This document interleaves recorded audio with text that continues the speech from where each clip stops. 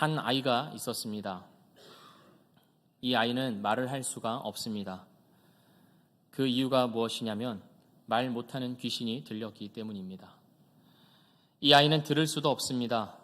듣지 못하고 말하지 못하는 의사소통이 완전히 단절된 아이입니다. 반면에 이 아이의 행동은 매우 과격합니다. 불특정한 때에 귀신이 이 아이를 사로잡을 때면 이 아이는 쓰러집니다. 쓰러져 입에 거품을 물고 이를 갈면서 온몸이 경직되어 버립니다. 또한 이 아이는 수없이 불과 물에 온몸을 던지곤 했습니다. 귀신이 이 아이를 죽이려고 몸을 통제하고 조종한 것입니다. 이 아이의 아버지는 자기 아들이 뜨거운 불에 던져지고 깊은 물에 빠질 때마다 이 아이를 살리기 위해서 분투해야만 했습니다. 언제 어디서 귀신이 아이를 발작하게 하여 죽이려고 할지 알 수 없기 때문에 아버지는 늘 긴장과 불안에 휩싸여서 살아왔습니다. 그런데 이 아버지가 예수님이라는 분이 귀신을 내쫓고 병을 고친다는 소식을 듣습니다. 그리고 이러한 예수님이라면 자기 아들을 고쳐주실 수 있을 것이라는 기대를 가지고 예수님을 찾아다녔습니다. 하지만 예수님을 찾을 수가 없었습니다. 예수님은 비밀스럽게 산에 올라가셔서 영광의 광채를 입으시는 중이었기 때문입니다. 하지만 희망은 남아 있었습니다. 예수님의 제자들이 예수님의 이름으로 귀신을 내쫓고 병을 고친다고 합니다. 그래서 이 아버지는 제자들에게 자기 아들을 고쳐달라고 합니다. 그동안 제자들은 성공적으로 예수님의 사역을 감당하였습니다. 누가복음 9장 6절을 보면 제자들이 나가 각 마을에 두루 다니며 곳곳에 복음을 전하며 병을 고치더라 라고 기록되어 있고, 누가복음 10장 17절을 보면 70인이 기뻐하며 돌아와 이르되 주여 주의 이름이면 귀신들도 우리에게 항복하더이다 라고 기록되어 있습니다. 가는 곳마다 귀신이 쫓겨났고 병이 나았습니다. 제자들은 흥분과 기쁨으로 가득 차 사역을 진행했습니다. 하지만 이게 웬일일까요? 제자들은 귀신 들린 이 아이는 고칠 수가 없었습니다. 예수님의 이름으로 귀신에게 명하였지만 이 아이에게서는 어떤 반응도 나타나지 않았습니다. 추정해 보건대 이 아이는 예수님 앞에서 그랬던 것처럼 제자들이 예수님의 이름으로 축기를 하려고 할 때 더욱 발작을 일으켜서 통제불능의 상태가 되었을 것입니다. 제자들은 실패하였습니다. 예수님의 이름으로 실패하였습니다. 서기관들이 그 모습을 보았습니다. 서기관들은 율법을 연구하고 가르치는 자들이었지만 율법의 완성자로서 오신 예수님을 알아보지 못하고 인정하지 않던 자들입니다. 하지만 예수님께서 일으키시는 이적들을 보면서 또 그의 제자들이 예수님의 이름으로 동일한 일들을 행하는 것을 보면서 매우 경계하고 있었습니다. 그런데 그런 와중에 제자들이 보기 좋게 실패한 것입니다. 이 서기관들은 제자들의 실패를 보면서 의기양양합니다. 기쁨에 가득 찼습니다. 서기관들은 이때다 싶어서 9 제자들에게 몰려가 그들의 실패와 무능력을 조롱하였습니다. 아이의 아버지는 절망하고 있습니다. 예수님에게 희망을 걸고 찾아왔는데 예수님은 보이지 않습니다. 어쩔 수 없이 예수님의 제자들에게 자기 아들을 부탁했지만 아무것도 달라진 것이 없습니다. 분명히 이 제자들이 다른 병자들과 귀신 들린 자들은 고쳤다고 하는데 왜 내 아들은 고치지 못하는 것이지? 예수님도 사실 별 수 없는 것은 아닐까 하는 의심이 들기 시작합니다. 마지막 희망까지도 사라져 버렸으니 이제는 어떻게 살아야 하나, 무엇을 바라보고 살아야 하나, 아이의 아버지는 완전히 절망한 채 쓰러져 있는 아이 옆을 지키고 있습니다. 그리고 동시에 이 광경을 많은 사람들이 둘러싸서 구경하고 있습니다. 이 무리들은 어디 재미있는 것이 없나, 어디 구경거리가 없나 하고 모인 사람들입니다. 아이의 아버지가 귀신을 내쫓아달라고 아이를 제자들에게 데려왔을 때 사람들이 궁금해하면서 모여들었습니다. 한켠에서는 정말 이런 기적이 일어나지는 않을까 하는 기대의 마음으로, 그리고 다른 한켠에서는 설마 그런 일이 진짜 일어나겠어 하는 의심의 마음으로 그렇게 그 장면을 구경하고 있습니다. 그리고 제자들이 실패한 후 서기관들이 제자들을 조롱하고 몰아세우자 그 모습을 또한 이 무리들이 구경하고 있었습니다. 이 소란스럽고 혼란스러운 상황 가운데 예수님께서 들어오십니다. 제자들과 산에서 내려오신 것입니다. 예수님은 조금 전에 산에서 영광의 광채를 입으시고 모세와 엘리야와 대화를 하시며 하나님께서 보낸 그 구름 속에서 예수님을 향한 하나님의 따뜻한 음성을 들으셨습니다. 예수님의 신적인 권능과 영광이 충만함을 보여주는 사건이었습니다. 일명 변화산 사건이라고 하지요. 하지만 예수님은 그 영광의 광채를 입은 채 변화산에만 계시지 않았습니다. 예수님은 다시 이 땅으로 내려오십니다. 이 혼란스럽고 어지러운 세상 속으로 제자들의 실패와 또 서기관들의 논쟁과 아버지의 절망과 군중들의 무관심이라는 이 현실 속으로 다시 들어오십니다. 무리들은 예수님을 보자 예수님께로 모여듭니다. 드디어 그분이 오셨다. 예수님의 제자들 말고 예수님 그분 자신이 오셨다.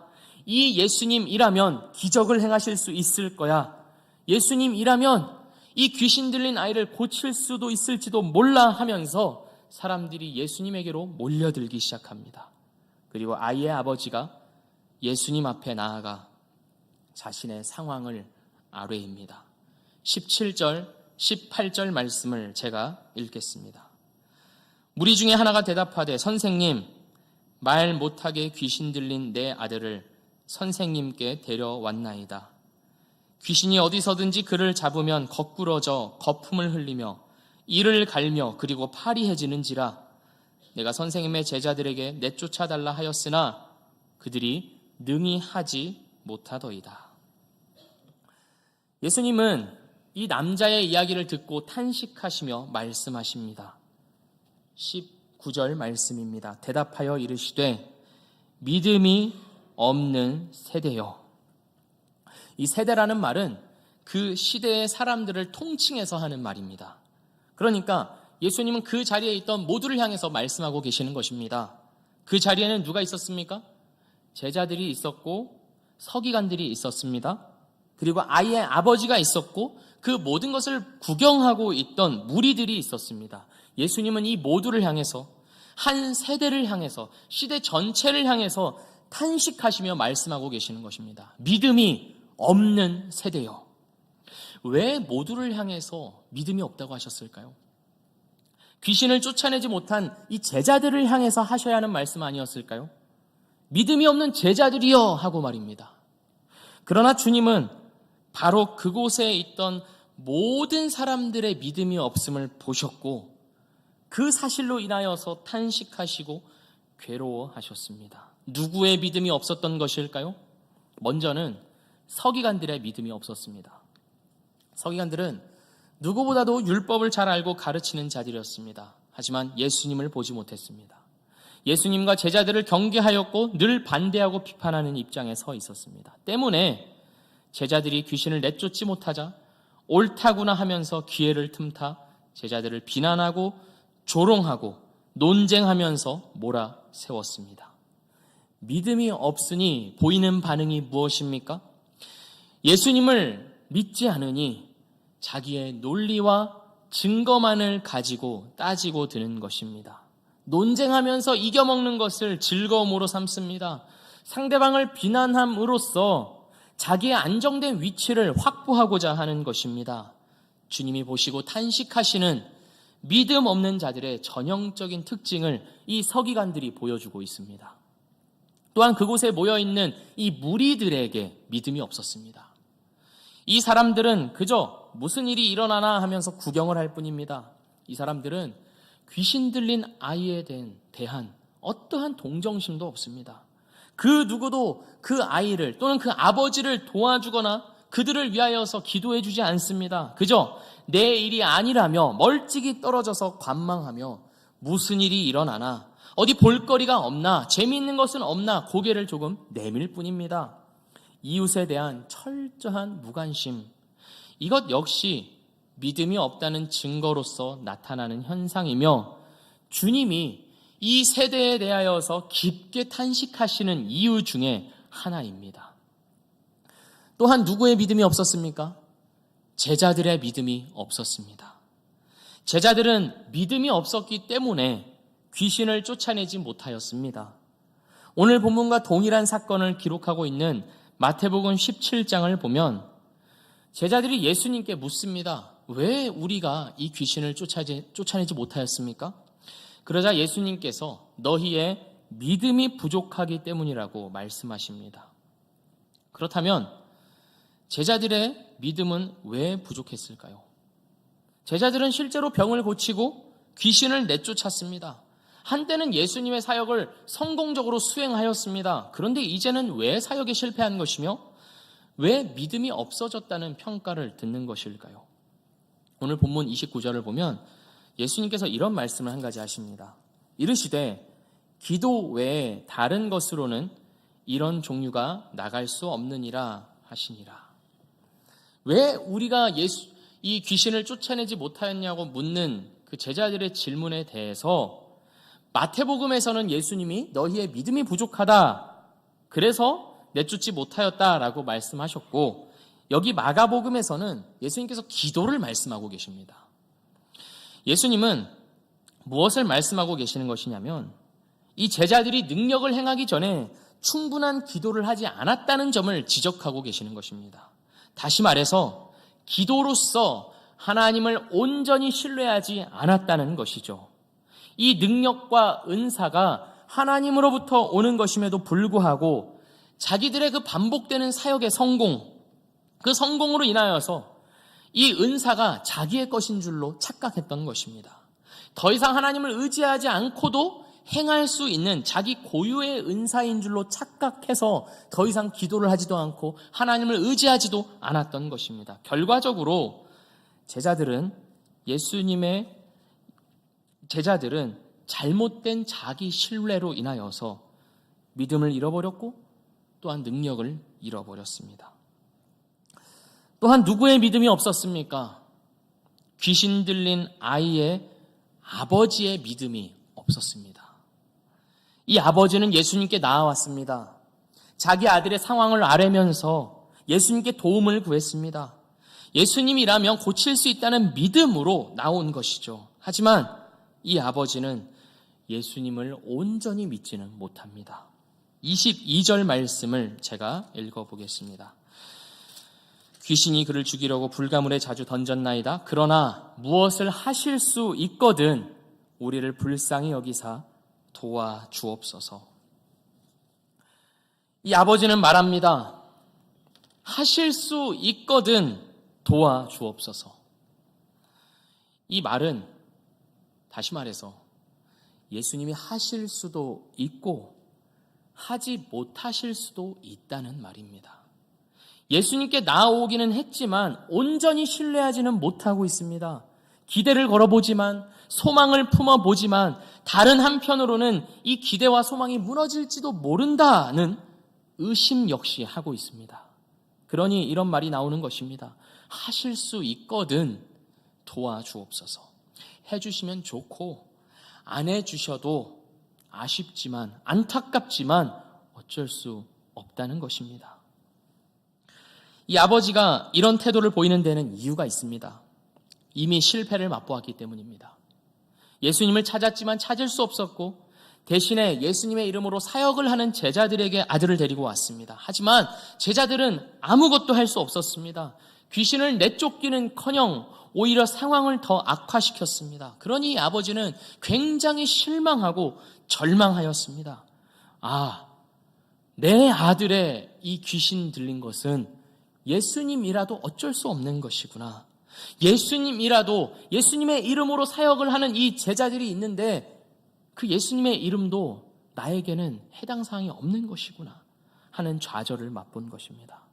그렇기 때문에 예수님 앞에 나와서도 온전히 신뢰하지 못하고 있습니다. 할 수 있거든 해주십시오. 이 말에는 내 상황이 너무나 절망적이어서 하나님이라도 어쩔 수 없다는 좌절과 냉소가 배어 있습니다. 하지만 동시에 그렇다고 해서 완전히 포기할 수는 없어서 신라 같은 희망이라도 걸어보는 그 복잡한 감정이 하실 수 있거든 도와주시옵소서 하는 이 말 속에 들어가 있는 것입니다. 예수님은 이 모두를 향해서 믿음 없는 세대라 부르시면서 탄식하십니다. 서기관들, 무리들, 제자들, 그리고 이 아버지 모두를 보시면서 탄식하십니다. 내가 얼마나 너희와 함께 있으며 언제까지 너희를 참으리오 하시면서 이 모든 사람들의 믿음 없음을 보시면서 괴로워하십니다. 우리는 혹시 어떻습니까? 우리는 어떤 모습으로 주님 앞에 나와 있습니까? 우리는 이 네 부류 중에 누구입니까? 우리 중 누군가는 이 자리에 지나가는 구경꾼으로서 있을 수 있습니다. 누군가는 비판과 비난을 일삼는 서기관으로 어디 트집 잡을 것이 없나 하는 마음으로 팔짱을 끼고 앉아 있을 수도 있습니다. 누군가는 잘못된 자기 신뢰로 예수님을 온전히 믿는 데 실패한 제자들로서, 또 누군가는 해결되지 않는 문제로 인하여서 주님께 대하여 반신반의하는 아버지로서 이 자리에 앉아 있을 수도 있습니다. 이것이 우리의 현실입니다. 이 네 부류가 보여주는 믿음 없음이 바로 우리의 모습들입니다. 우리는 주님을 믿는다 하면서도 주님을 온전히 믿는 일에는 실패합니다. 주님을 붙들고 잘 살아보고 싶지만 어느 순간 정신 차려보면 주님을 놓고 있을 때가 많았고 나 자신을 믿고 살 때가 많았습니다. 주님께 도움을 구하러 나오면서도 마음 한켠에는 주님은 주님이고 신앙은 신앙이고 믿음은 믿음이고 내 삶의 실제적인 도움을 받을 수는 없는 것 아닌가 하는 의심이 들 때도 있습니다. 간절하게 간구해봤지만 아무 응답이 없습니다. 그래서 우리는 때로는 서기관들처럼, 때로는 군중들처럼 냉소적이고 무관심한 자들이 되기도 합니다. 마음문이 꽁꽁 닫혀서 이제는 주님이라고 해도 소용이 없다. 믿음이고 신앙이고 다 모르겠고 그냥 나 좋을 대로 살아보고 싶다 하면서 포기해버리기도 합니다. 때로는 제자들처럼 좌절하기도 합니다. 예수님의 이름으로 당당하게 나와봤지만 처절한 실패를 경험하면서 사람들이 나에게 던지는 그러한 조롱과 논쟁과 몰아붙임 속에서 어찌할 바를 모르면서 좌절하고 있기도 합니다.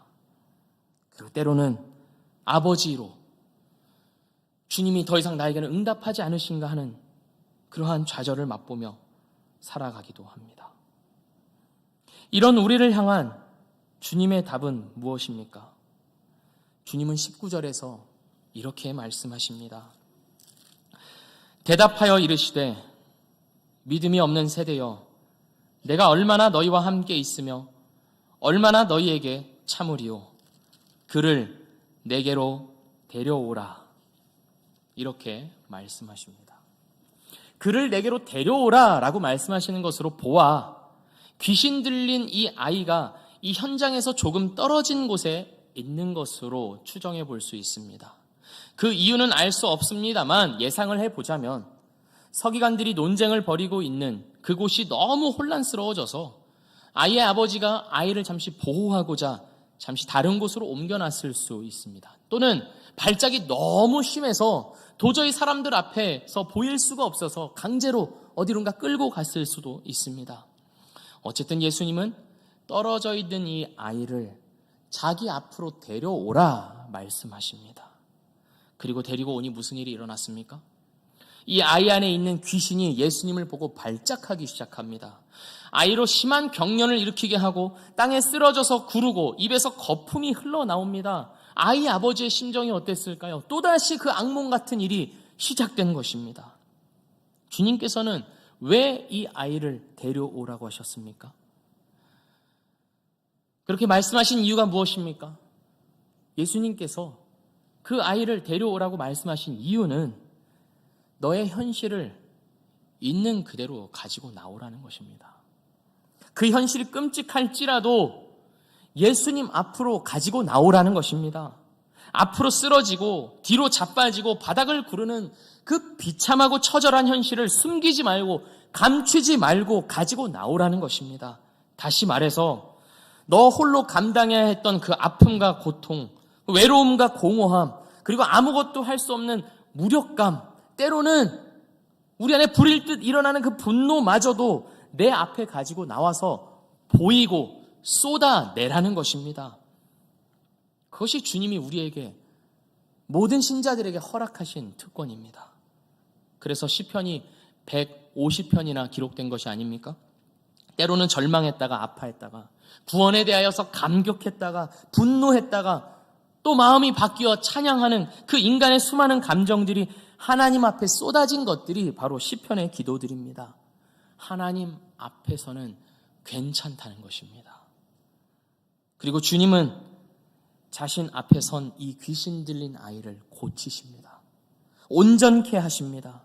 주님 앞에 우리의 현실이 가감없이 쏟아졌을 때 주님이 그런 우리를 고치시고 회복시키시는 것입니다. 주님은 반드시 우리의 삶에 그러한 일들을 행하기를 원하시며 또한 주님의 때에 반드시 그러한 회복과 치유를 허락하십니다. 하지만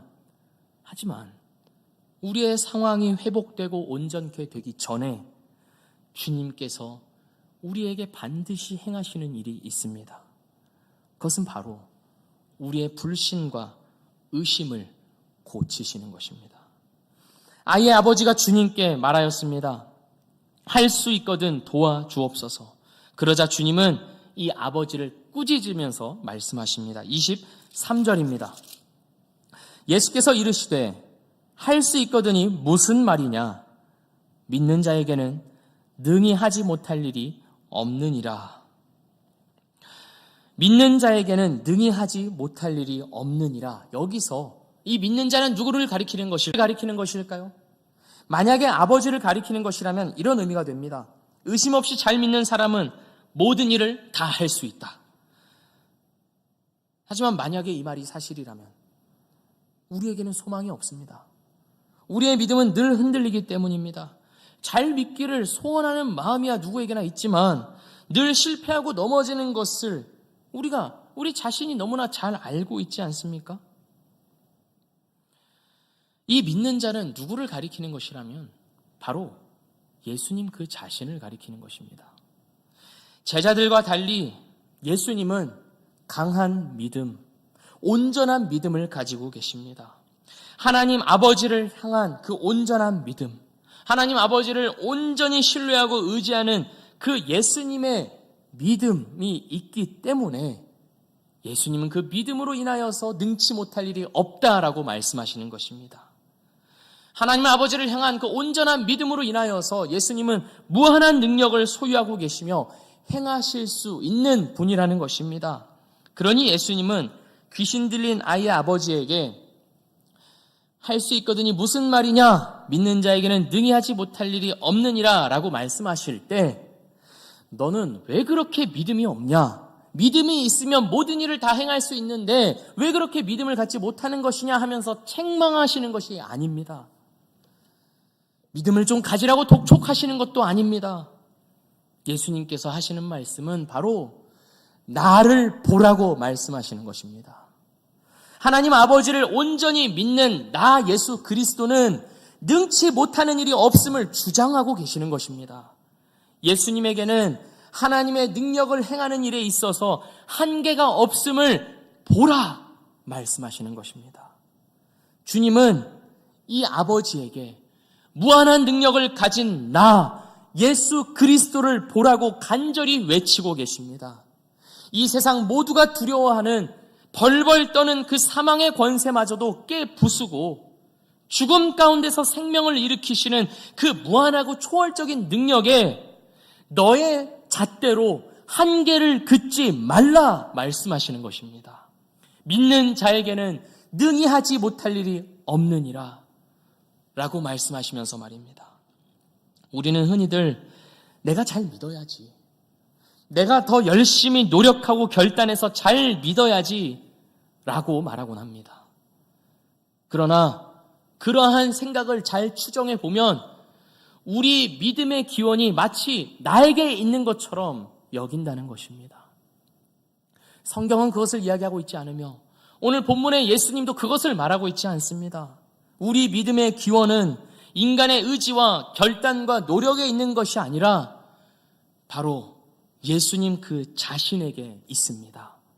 죽음 가운데서도 생명을 일으키시는 그 무한한 능력을 소유하시고 우리를 위하여서 그 능력을 발휘하시는 주님을 바라보는 것, 그것이 바로 믿음의 시작입니다. 이 사실을 아버지가 깨달은 것입니다.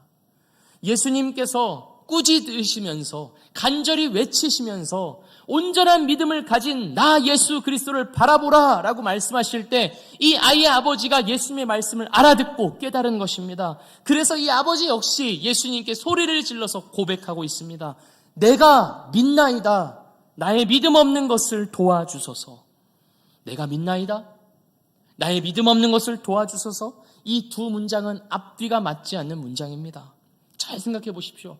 내가 믿나이다 라고 말하였습니다. 근데 동시에 나의 믿음 없는 것을 도와달라고 합니다. 얼핏 보면 아이러니한 두 문장 같지만 이 아이러니야말로 내가 믿나이다.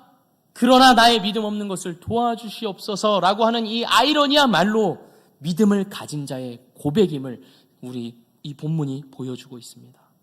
믿음을 가진 자는 자신의 믿음 없음을 보기 시작합니다.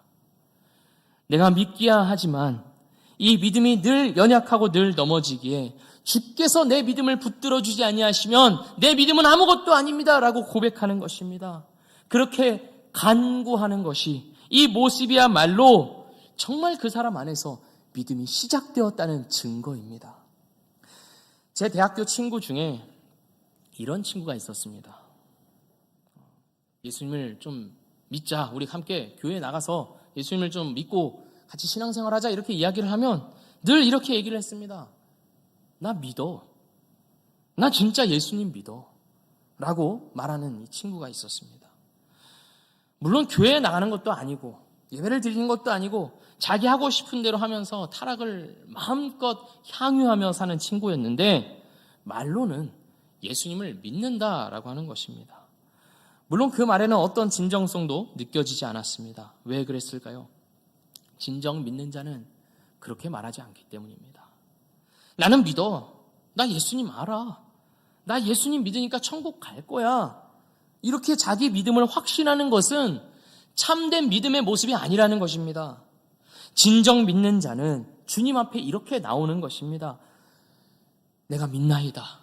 나의 믿음 없음을 도와주옵소서. 주님, 저의 믿음 없음을 도와주십시오. 제 힘으로는 안 됩니다. 라고 고백하는 것이야말로 진정 믿음을 가진 자의 모습입니다. 이 차이를 아시겠습니까? 나 스스로 믿을 수 없습니다. 주님께서 믿게 해주셔야 합니다. 자기 믿음의 기원이 예수님에게 있음을 고백하며 겸손한 마음으로, 그러나 간절한 마음으로 매달리는 것, 이것이 참된 믿음을 가진 자의 모습입니다. 주님은 이 아버지에게서 이러한 고백을 받아내고자 하신 것입니다. 주님은 우리의 상황과 환경을 치유하시고 회복하시기 전에 먼저 우리의 불신과 의심을 고치사 하나님을 전적으로 신뢰하고 의지하는 자로 만들어 가고자 하십니다. 왜냐하면 그것이 더 중요한 일이기 때문입니다. 당장 내 눈앞에 문제가 해결되는 것보다 우리 자신이 하나님 앞에서 온전한 믿음을 가진 자로 서는 것이 하나님 보시기에는 영원의 관점에서는 훨씬 더 비교도 할 수 없을 정도로 중요한 일이기 때문입니다. 그래서 주님은 우리의 삶을, 우리의 상황을, 우리의 인생의 문제들을 다루시기 이전에 먼저 우리 자신을 다루시는 것입니다. 우리는 늘 인생의 한계를 경험하면서 살아갑니다. 제가 어렸을 때는 많은 분들이 그러셨겠지만 모든 것을 다 할 수 있을 것 같았습니다. 세계를 정복할 줄 알았습니다. 그러나 나이가 들면서 여러 가지 현실의 벽에 부딪히면서 내가 있어야 할 자리가 어디인지를 알게 되면서 책임져야 하는 것들이 늘어나면서 우리는 그때서야 모든 것을 다 할 수는 없다는 것을 알게 됩니다. 당장 우리의 몸만 해도 외람된 말씀이지만 점점 노쇠해져 가는 것을 우리가 경험하지 않습니까? 이전보다 한계가 많아지는 것을 느낍니다. 그래서 우리는 자연스럽게 그 한계선 안에서 살아가고자 합니다. 한계선을 넘어가면 내 삶과 내 몸에 무리가 온다는 것을 알게 되기 때문입니다. 그러나 우리는 하나님을 온전히 믿음으로 능치 못할 일이 없으신 예수 그리스도의 능력에는 한계가 없음을 기억해야 합니다. 우리에게 불가능한 것이 주님께는 가능하며 그 사실이 이미 충만하게 십자가 위에서 드러났으며 그리고 그 십자가의 능력이 죽음 가운데서도 생명을 일으키는 그 능력이 우리 삶 가운데에도 이미 실현되고 있다는 것을 잊지 마십시오. 문제는 우리의 상황이 아니라 우리의 믿음입니다. 주님이 하실 수 있느냐 하는 것이 문제가 아니라 내가 그러한 주님을 믿느냐 하는 것이 진짜 문제입니다. 우리는 주님 앞에 늘 부족한 믿음으로 섭니다.